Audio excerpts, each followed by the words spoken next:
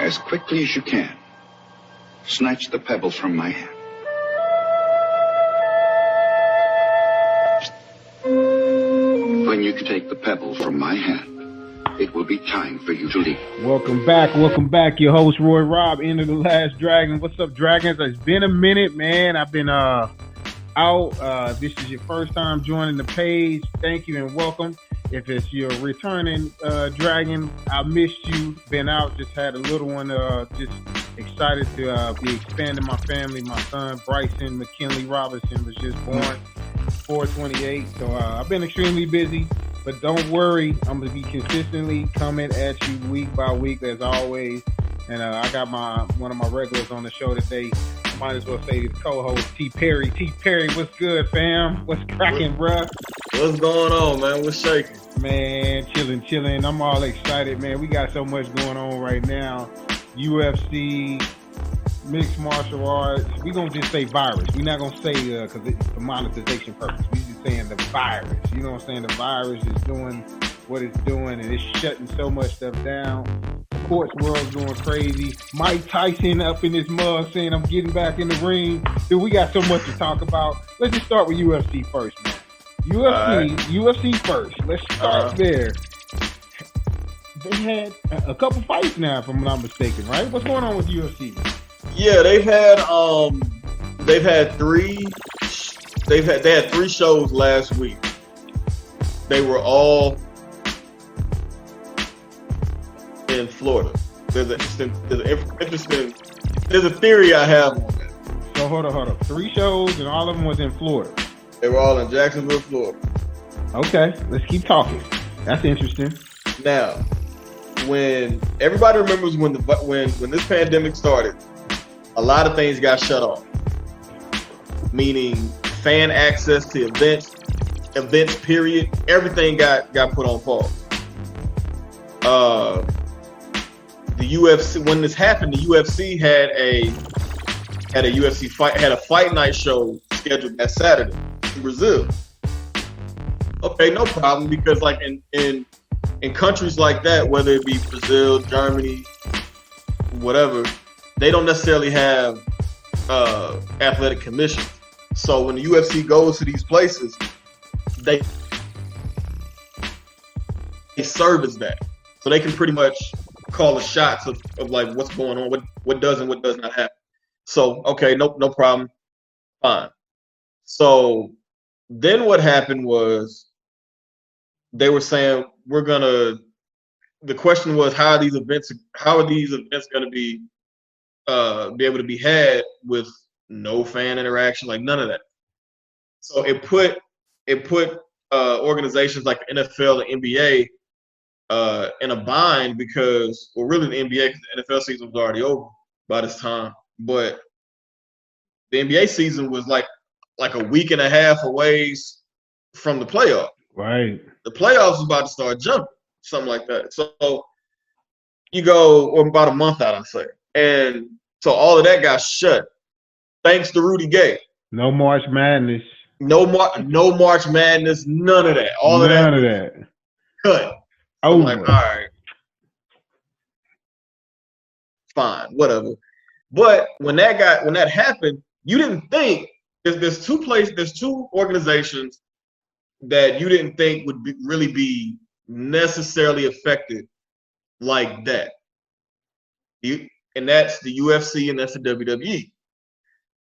The reason I'm saying in the same breath of that, the reason I'm saying the WWE took a big hit because the WrestleMania 36 was supposed to be at the Buccaneers in Tampa. Average WrestleMania in a stadium holds 75,000 people, close to 80. So that was going to be a problem. Well, Vince McMahon kept saying, "Oh, well, yeah, we're gonna still have this," until they shut it down to have it at the Bucs Stadium.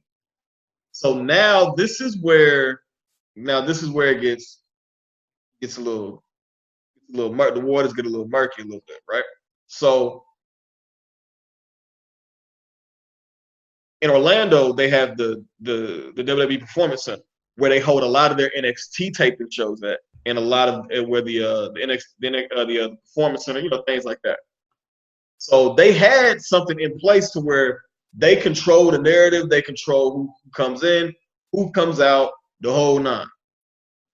Well, the state of Florida, after I feel like some pockets were greased, said the WWE is now an essential business in the state of Florida. So now I'm thinking, oh, okay, Dana White should be fine, because if the state of Nevada can see that the WWE has their own facility just like the UFC does, oh, this should be no problem. The whole nine. Nevada was still like, nah. So what does Dana do? He does the fight. He introduces the thought of a fight island. Great. People went crazy. Kumite Bloodsport, Last Dragon. People went crazy. Enter the Dragon, the whole nine. The whole nine. We good. Let's do that. Well, then everybody started having words like, "Woman, how you able to do this and the third?" Me, I'm sitting back like, "Oh, I already know how. I'm already knowing how that's going to be able to be, that's going to be allowed." Which brings me to why Dana was able to work out 3 shows back to back within a week in the state of Florida. That's crazy. Dana White and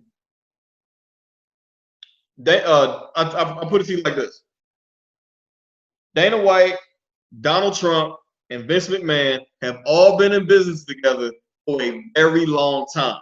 Whether it's been Dana and Trump, the hotels, no doubt,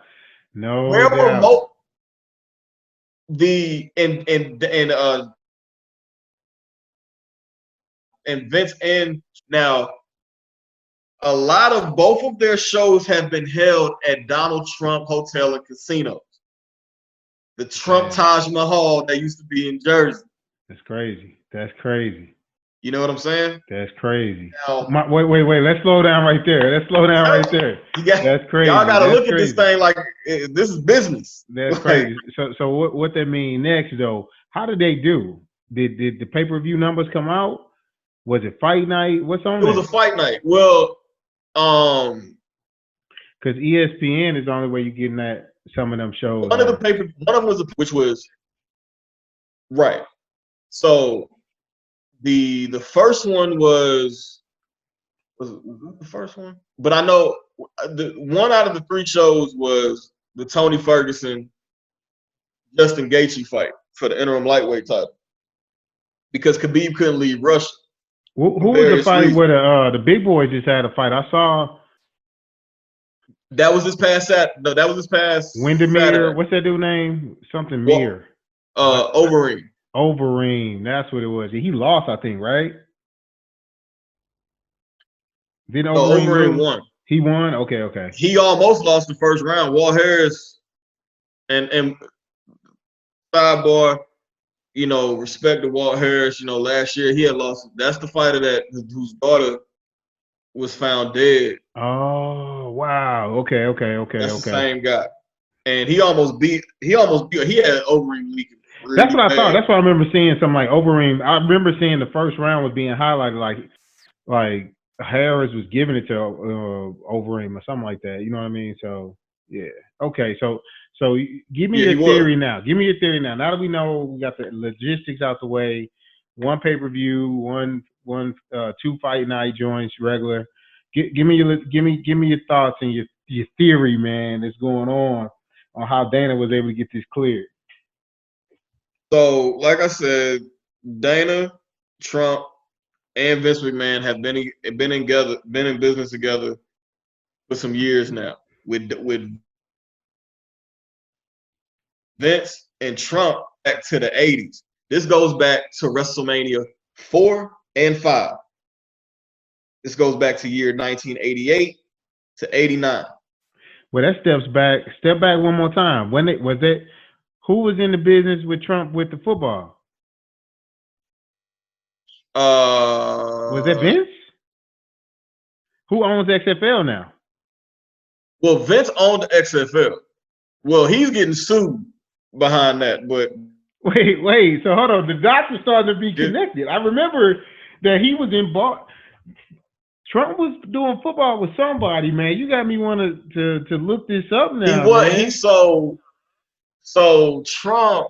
I want to say it was called the was it the AFL?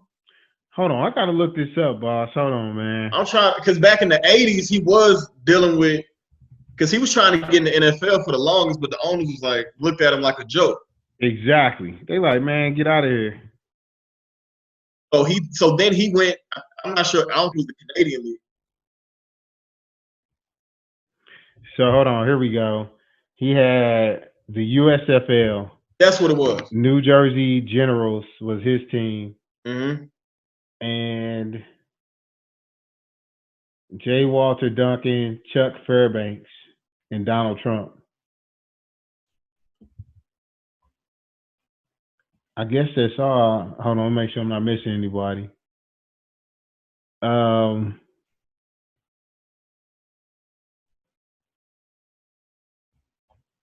think that's it, man. This is crazy. Well, Go ahead. Vince didn't get into football until about the Attitude Era of the WWF or the WWE. That's when they all had like nicknames on the back of their jerseys. So that was like late '90s that he had gotten into football like that. Okay. But what you saying he getting sued for now though? What's that about? So he did some things. So the reason the XFL wasn't successful at all the first go around is because he tied the wrestling world into the football world. So that's why it wasn't very successful. You know what I'm saying?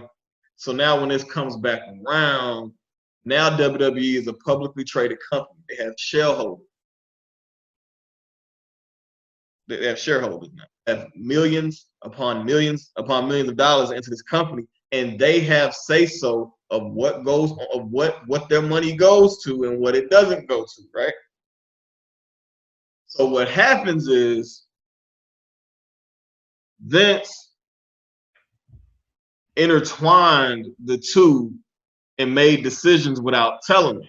Hold on, bro. Let me write that down. Are you serious right now? Yeah. Oh, you can look that up. You can look that up. I know I'm paraphrasing. But that's the gist of what happened. That's crazy. Yeah, you can look that look up Vince McMahon being sued. 2020. Hold on. I'll look it up now. Hold on. That's crazy, man. Yeah, he did. Him. It is not just him. It's him, his daughter, and son-in-law. They all on this lawsuit. It says former XFL Commissioner Oliver Luck sues owner Vince for wrongful termination. That's one. That might be a different one. No, that's one. But he's getting sued, I think, by some of the WWE shareholders. WWE boss. Hold on. Let's go to this one.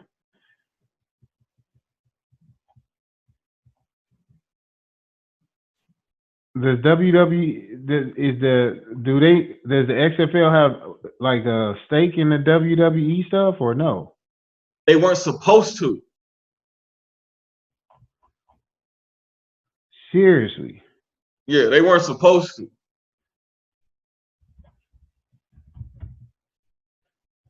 They were the two worlds were never supposed to intertwine in any capacity.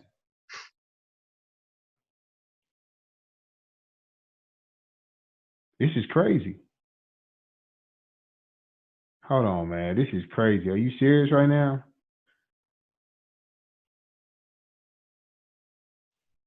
I'm actually looking at the stock. I'm trying to see if there is something out there that shows. How do you know that they don't have? Where did you see? How did you know they? You said they weren't supposed to. Or, Yeah, they weren't supposed to, because like what happened was, it all started with that wrongful termination situation, because that wasn't supposed to happen. Wow. None of that was supposed to happen. But when it did happen, it caused certain people to start asking questions. And when you got your money tied up into something, and a lot of your money tied up into something, you're gonna be like, yo, what's going on with this? Dude, this is crazy. So when I go to that actual web page, I don't see anything. Revenues. I don't see nothing that says XFL on here. But you were pretty positive he probably intertwined those monies, huh? He had. That's the thing. That's the thing about it, though. He had to. It's almost like he had to, because like the WWE was making money, but like that's literally Vince's only stream of income, enough to where he could make that kind of move. And then he had certain investors from the XFL, like to invest in the XFL. But That's now he's taking XFL dollars, tying them into WWE dollars. That's crazy. I'm going to look up the XFL joint now. This is an interesting. I might have to do a whole podcast on just that. You know what I'm saying? Like, but that's we can dig into that at another time, because that's a mouthful.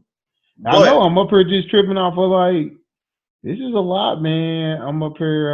Okay, let me get back off of this. That's just, I'm going down a rabbit hole right now. Let me get off of that. Yeah, it's a lot. All right, so my thing now is, we got the UFC popping. Things are starting to come back, and the world goes crazy last 2 weeks for my man Iron Mike. Has shown a resurgence at the age of 52, 53, somewhere in there. I think he's 53. Mike looked like he's 39. Like, right. You know what I'm saying? Like, the fact, like, if you look at the old mid-session videos of Mike that had been floating around way before the new one, right? The way before him hitting pads and getting in shape. Now, if you put a split screen up side by side, it looks no different. It's insane, man. And this is a dude. Remember, he did a podcast with Snoop. T.I.? Was it T.I.? I think he did a podcast with Dame Dash. I think he did a podcast with Dame Dash. I saw that one too. But I saw some clips. I didn't see the whole thing though. But he said he didn't want to. People keep asking him like, yo, like, would you ever come back? Would you ever come back? He was like, I don't want to be the person I would have to be in order for me to come back. To win. Like, he wants to win. Yeah. So like, that's I promise you, I felt like it was night and day, because I felt like I was seeing a bunch of photos of Mike just showing tips to fighters, but he had the pop belly going on. But nobody was thinking about Mike. Now Holyfield working 58, out. Holyfield 58, 59. He didn't want to get in the ring with that dude, man. Did you see Holyfield? Holyfield punches like super slow, going like Holyfield. First of all, Holyfield was never the fastest puncher anyway. He was a beast. Let's make sure everybody knows. For people who don't know Evander Holyfield, he is the real deal. That's his name. He is the truth. So I'm not taking nothing from him. RoyRob loves Holyfield. But he was never the most technical. He was never the fastest puncher. None of that. He was never that guy. So to see him hit mitts now at 59, pushing 60, is like, okay, I kind of expect that. I expect you to move. I expect you to kind of be that slow. But for Mike, for somebody who wasn't working out at all that we've Right. shown, because people was asking them like, hey, you know, when you work out, if you do work out still, do you shadow box? Do you hit the mitts? He was like, nah, I don't do nothing boxing, period, at all. Right. And mind you, he didn't look like that for the Fury Wilder 2 fight. That's crazy, ain't it? He didn't look like that. So look at this. I like the statement you was talking about, how to be the person I had to be. Did you notice how it's a lot of it is mental? Yeah. Michael Jordan got to talking about that. Michael Jordan would make stuff up in his mind to get an edge over people. Yeah. How important is it that you build yourself up, whether you needed the motivation or you tell yourself what it is mentally, to put you in a better place to get that win? How powerful is that, man? Like, there's a lot of power in just this one muscle by itself. Dude is like, to be the fighter, to be that dude, I'm gonna have to go back to someone I don't want to go back to. He's doing it, but he was telling the truth. It's a reason why Iron Mike is Iron Mike, knocking off heads. You know what I'm saying? Like, bruh, this is crazy, man. And people were like, you know, man, who? They was like, man,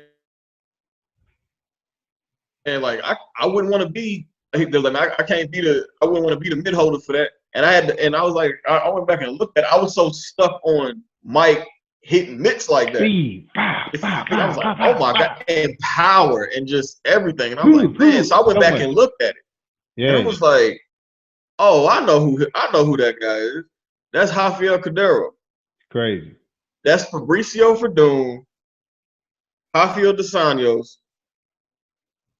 the Nogueira brothers, and Anderson Silva's striking coach. So yeah, he's fine.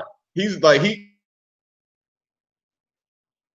if there's anybody you gonna get the whole in the state of California to where like they're still sharp and can get you to that, okay, yeah, it'd be him. That's crazy, dude. That's crazy. All right, like it just doesn't seem real, man. It just seems like there's going to be a lot of excitement. I'm actually thinking with all this stuff happening, we might not get to a point, if they don't distance people correctly, where things will be the same like it was pre-virus. But what I will say is, I wouldn't be surprised if there's so much more uptick in like the gambling online to being interacting with the sports. Like it might be this shift where it's just like, my experience, I can't go outside, I can't go to the UFC, I can't go to the stadium, but what I can do is get this whole experience with this mega size TV.